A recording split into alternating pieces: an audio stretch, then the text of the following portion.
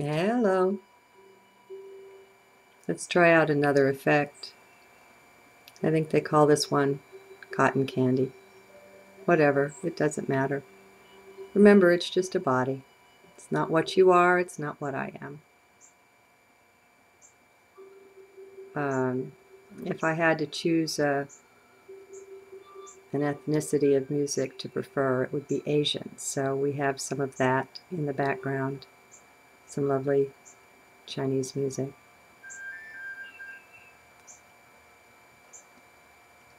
I'm in a strange space. Once again, and as usual, almost, someplace I haven't been before. It's different. And I don't know if I'll be able to transmit it on to you, but be in heart, you have the best chance from there.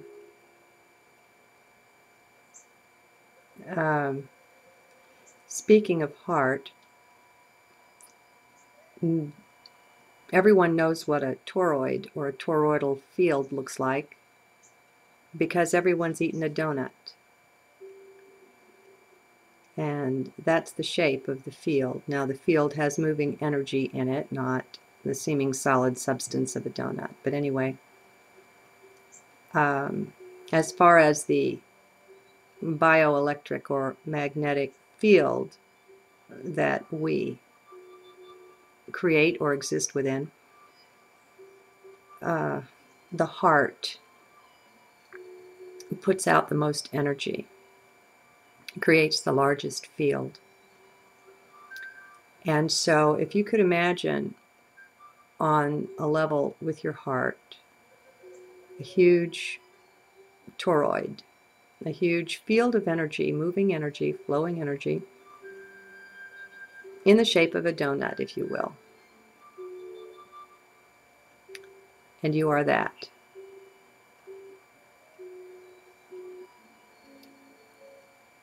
Such that if you close your eyes, you have immediately unplugged from a whole level of stimulus.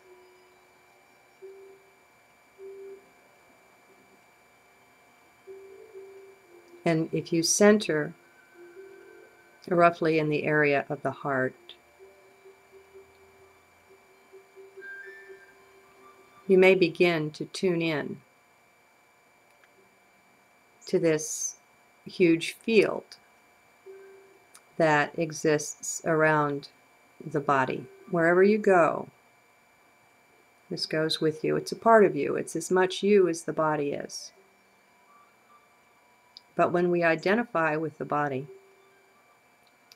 we get used to that, and it becomes a belief. And like a good, obedient, subconscious mind, all other possibilities are cut off. We are shielded from other possibilities when we hold certain beliefs. So, by letting go of body identity and centering in heart, we can maximize our ability to be in the field, to sense it.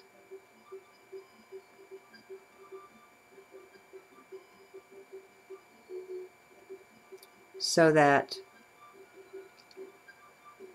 if you open your eyes and look around you, you're present in all that you see. Now imagine, or I'll just do it where I am. As I look out, I'm in a house, about 2,000 square feet, in the woods. Not deep, dense woods. I can see through the trees in front of me. It gets dense behind. It's a pine woods with maple and oak and different things. Okay, so that's what I see. But it's more than what I see, because if I close my eyes, I can become aware of my field intersecting the trees.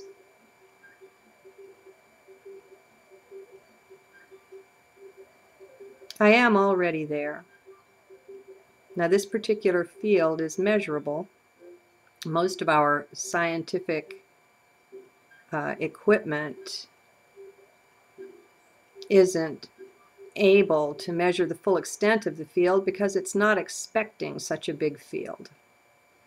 And so, within the limits and ranges of its ability, it can measure this field. It's a magnetic field. And of course, if you have magnetism, you know, it's bioelectric. All right, so in my field, I have a favorite tree. It's not within my line of vision now, but I know right where it is. It's on the right side of the house as I sit here, as the body sits here. And so as I send a warm thought and caress to the tree,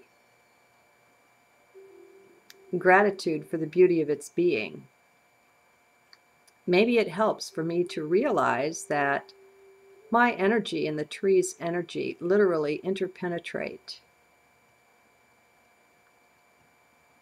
And so it's more than just a thought. What is a thought, my friends? Isn't it energy? Doesn't everything equate to energy? So perhaps as we begin to sense ourselves more as energy beings, we can be open to new things, new perceptions, awarenesses, abilities.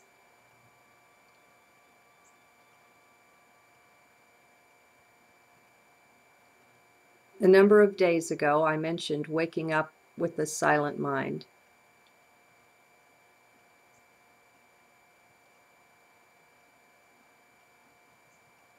Now, I'm still in a space like that.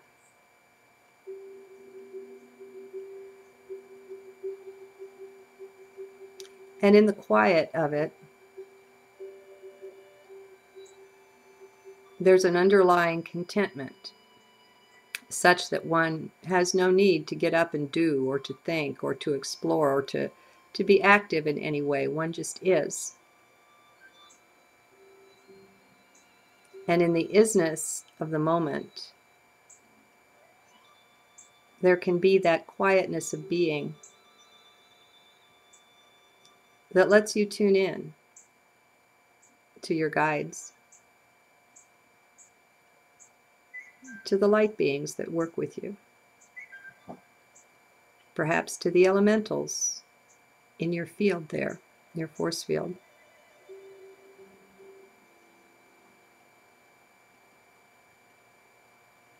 We are rising in frequency, and as we do so, this is very much in support of our being able to tune in to these higher frequencies. That's some of what we're doing. The energy of the toroidal field vibrates at a higher frequency than the energy of the arm, of the leg, of the physical matter. And the angelic ones vibrate yet higher. Often they lower their frequency in order to communicate with us, or to commune with us, or to work, or to serve, or whatever it is they do. I don't know.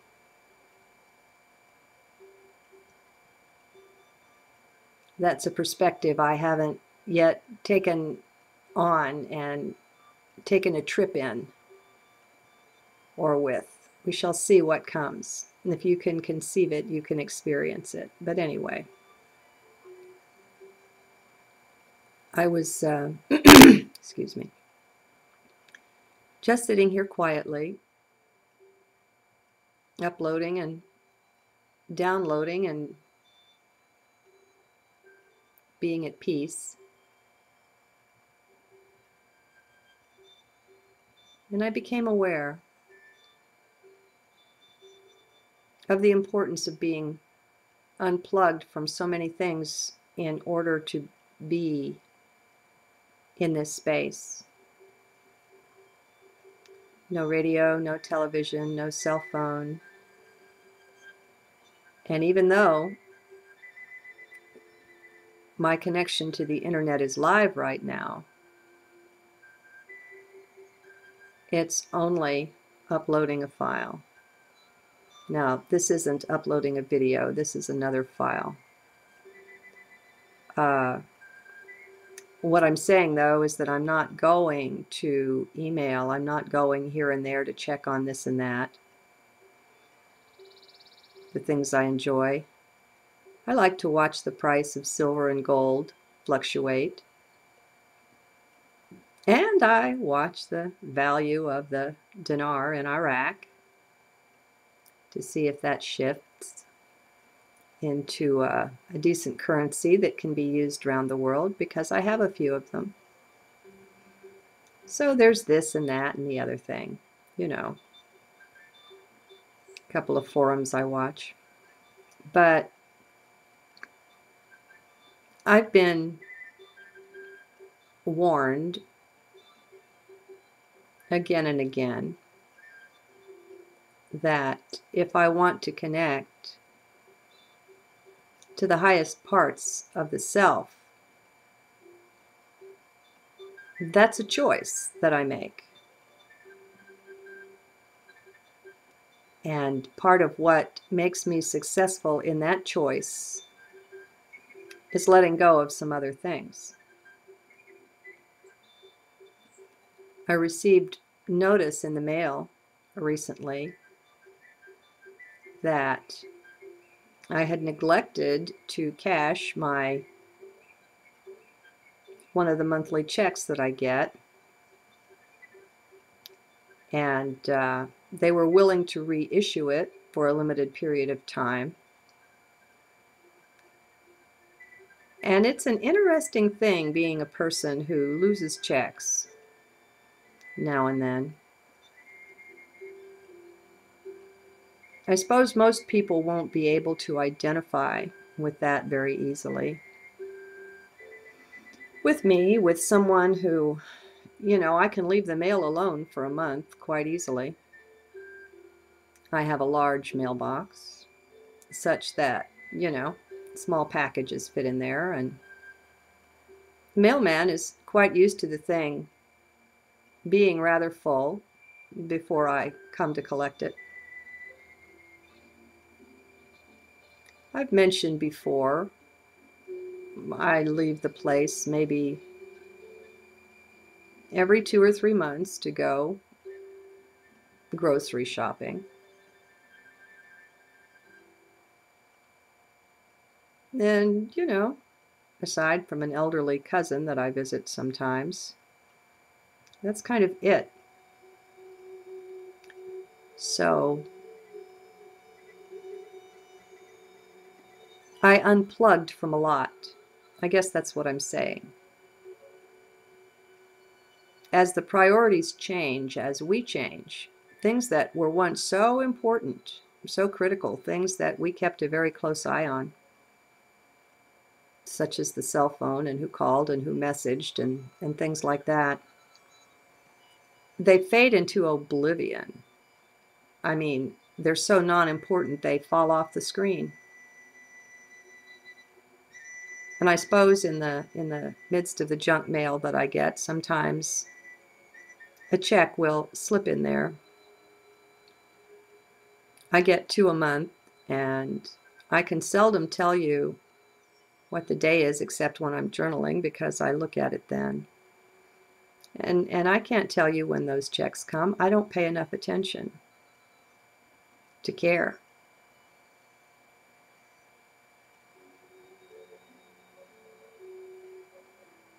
I don't spend a lot. So anyway, all of that is most unimportant to you, except for the template that it gives. I was envisioning or imagining sharing this with you. And I was seeing, like in the old movies, the operator who has a switchboard before her with lots of lines and little wires that she plugs in to the lines that flash. And if you can imagine the self in this way,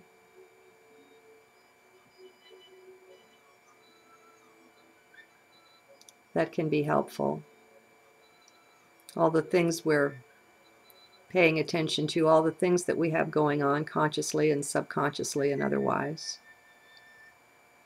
And then imagine, if you can, let's take it to, instead of chess on a flat chessboard, make it 3D. Because you're interdimensional. And so you've got those flashing lights and wires and connections and things across various dimensions. Now you can add to that the various beings and frequencies and energies that are interacting with you. And see these as the lines coming in, calling for your attention. And what will you choose to plug into and what not?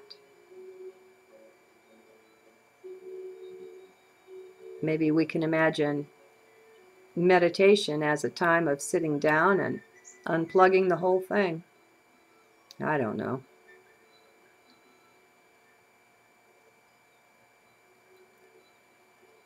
Do what you can, though, to unplug from the idea that you're just a body occupying physical space and moving through time. Nothing wrong with it. It's just more limited than what you really are.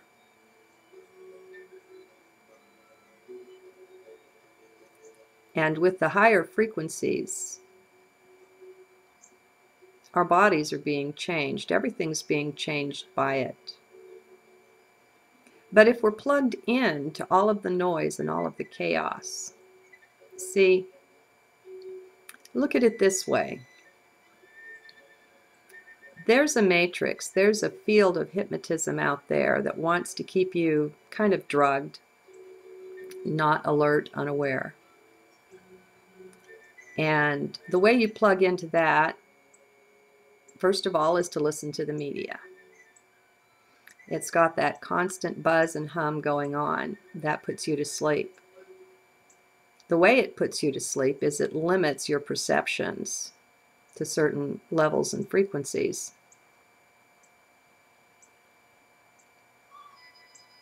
So when you add to that the various other distractions that have been provided largely through technology, and so you find the cell phones and the Blackberries and the ways of accessing the internet and the computers and all of it, electronic games and so on. That's a whole level that in my personal life I found, until I unplugged from it, I wasn't content. I wasn't happy. I wasn't tuning into the layers, levels, and aspects of being that I wanted to the extent that I wanted to. And it was a major awakening when I turned off the television. And at first you do it for just a little while, you know. I tried for 2 weeks. Or was it 30 days? I don't remember anymore. I remember kind of having the jitters, feeling a little lost for a while, because there was all that time that we spend with these things that all of a sudden became available to something else. What would I do with it? It was different. And so I tried to use it to remember to center in heart.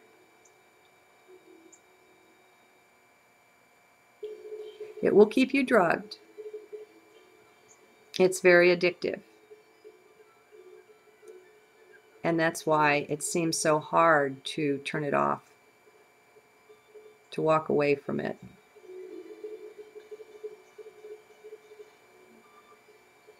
It manipulates your bioforce field in ways you're not aware of because you're not alert to it. You're only thinking of self as a body. And so as long as we only think of the self as a body, we can be manipulated in many ways and not even really be aware of it. We're not tuned in to our energy force field and occupying it with our awareness.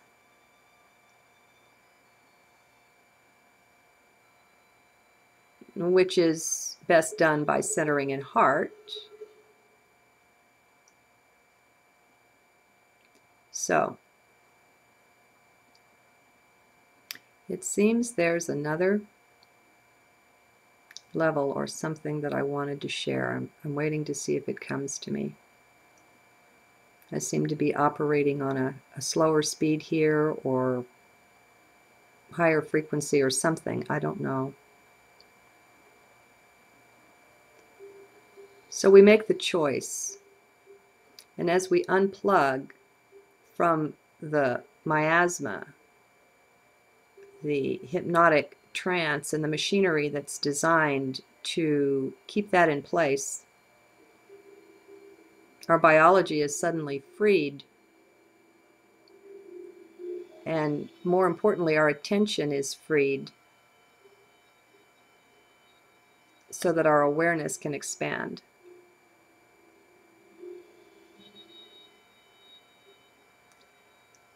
I'm blessed by living out here, not having a job, not having anyone that I live with, to focus on or interact with. So I have the ultimate in peace.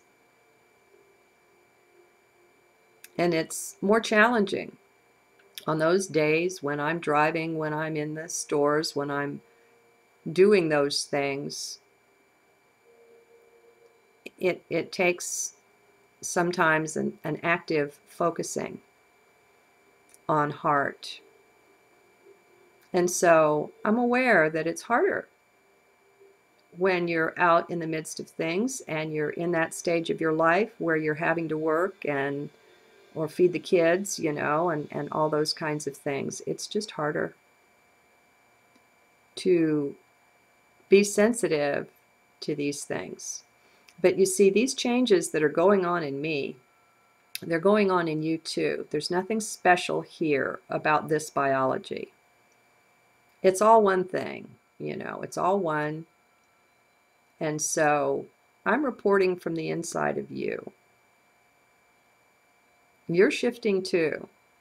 Your consciousness is shifting. Your awareness is.